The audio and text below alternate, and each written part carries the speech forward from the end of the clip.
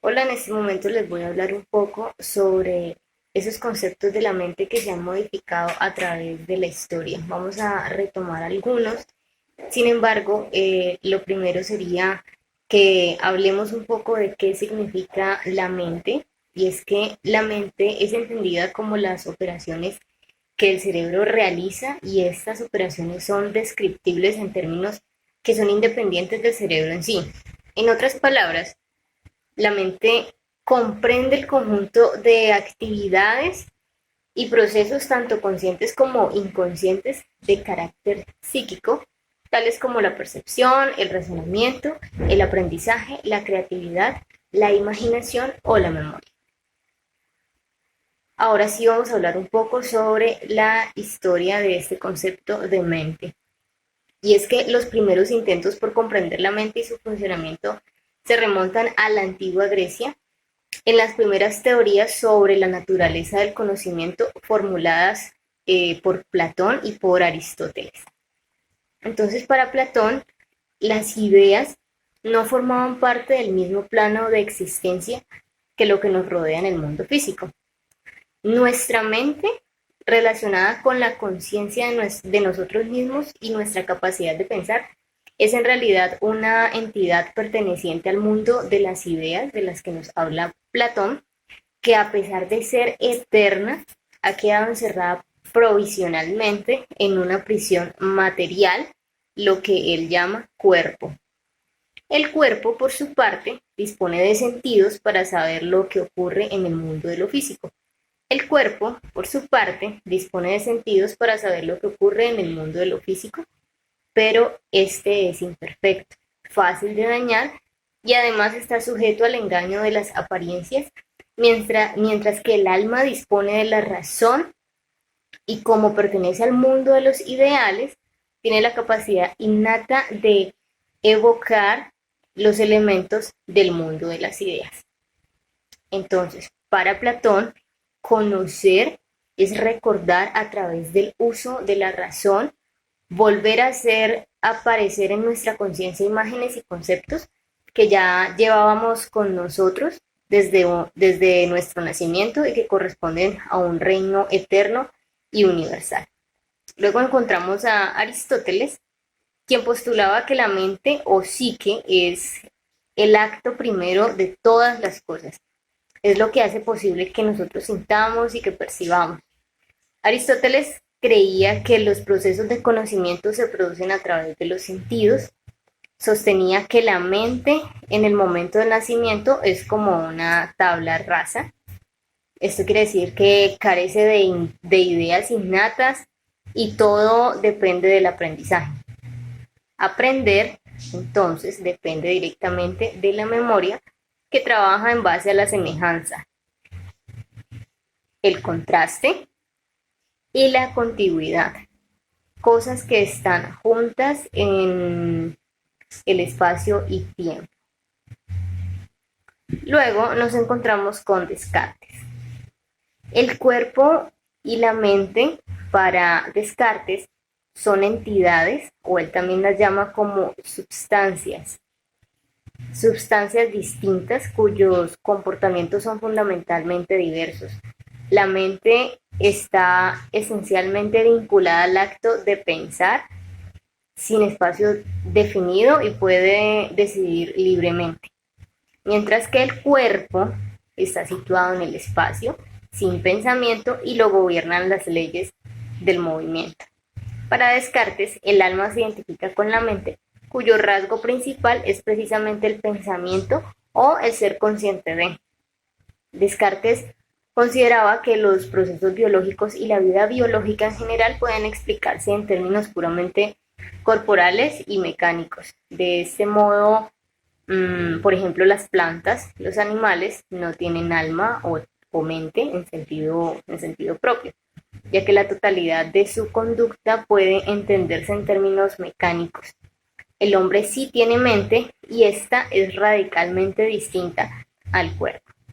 Posteriormente nos encontramos con Kant. Kant llama a las ideas de la razón como conceptos y además deja claramente establecido que las intuiciones puras puede hacerse concepto. Kant entonces afirma que la intuición y los conceptos constituyen los elementos de todo nuestro conocimiento, de modo que ni los conceptos pueden suministrar conocimientos prescindiendo de la intuición que le corresponde de alguna forma, ni tampoco puede hacerlo la intuición sin conceptos. En el siglo XIX, con el nacimiento de la psicología experimental, aparece Wundt, quien propone la mente como la totalidad de la experiencia consciente en un momento dado. Así pues, propuso una psicología introspectiva que hace hincapié en la observación de la mente consciente y confiere menor importancia a la inferencia a partir del comportamiento externo. Sin embargo, al cabo de unas décadas el experimentalismo se dio terreno al conductismo, que negaba la existencia de la mente, y uno de los estudiosos de esta época era el señor Watson. Luego aparece Miller, que era un psicólogo cognitivo, quien en cambio sostenía que el paradigma conductista podría ser muy limitante. Desde esta perspectiva, decía que los fenómenos mentales sí podían constituir un objeto de estudio legítimo para la investigación empírica en psicología. Miller entonces estaba muy interesado en medir la capacidad de la mente para establecer canales de procesamiento de información. A partir de estas investigaciones que él realizó, se dio cuenta de que las personas podíamos asociar confiablemente entre 4 y 10 estímulos continuos. Luego viene la década de 1990, la cual fue testigo de la proliferación del uso de técnicas de escaneo cerebral para el estudio de las zonas del cerebro asociadas con el pensamiento, y actualmente vemos que se trabaja con modelos computacionales de la mente, y ahí, bueno, nacen otro tipo de cosas como las resonancias, bueno, todas ese tipo de estudios que han nacido que estudian la actividad cerebral. Pasando a otro tema, hablamos un poco sobre las intervenciones en psicología, y es que la intervención psicológica consiste en la aplicación de principios y técnicas psicológicas por parte de un profesional que está acreditado con el fin de ayudar a las otras personas a comprender los problemas por los cuales estén pasando, a reducirlos o a superarlos. También a prevenir la ocurrencia de los mismos y a mejorar las capacidades personales o relacionales de las personas aún en la ausencia de problemas. La terapia psicológica consiste en una relación interpersonal entre por lo menos dos participantes. Uno de estos participantes entonces es el terapeuta y el otro participante es el cliente, o en algunos casos sería paciente.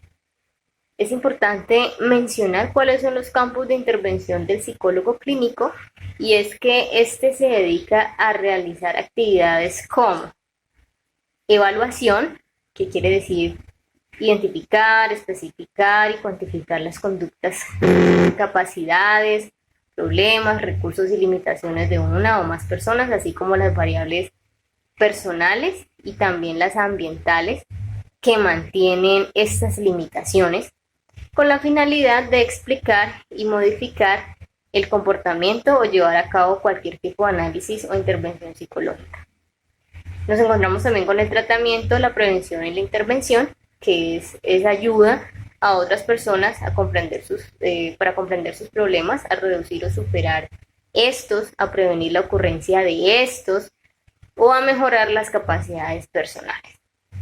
Luego también está el campo de la investigación, que nos hace referencia a las formulaciones teóricas y a los procedimientos de evaluación e intervención que son empíricamente evaluados, es decir, que se valora su adecuación o eficacia utilizando una metodología científica, y estas llegan a ser de tipo experimental cuando es posible. También está la enseñanza.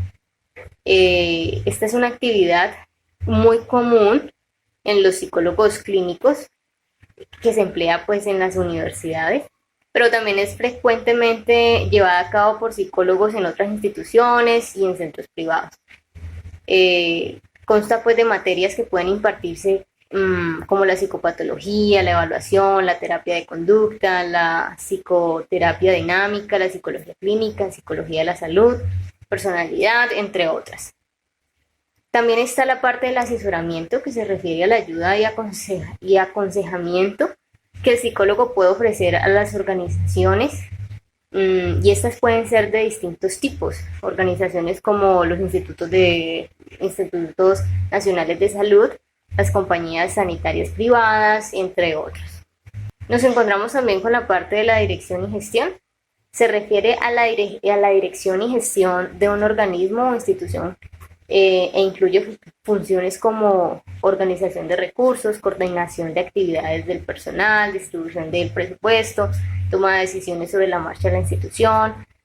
También está la parte de la redacción de informes para las autoridades, ejecutar reuniones, manejo de conflictos entre el personal, bueno, y muchas otras cosas. La intervención psicológica puede llevarse a cabo en distintos niveles, y es que esta se puede llevar a cabo, por ejemplo, de manera individual, en parejas, familias, grupos y comunidades. Los diferentes niveles no son excluyentes, así que puede combinarse el tratamiento en grupo con sesiones de asistencia individual.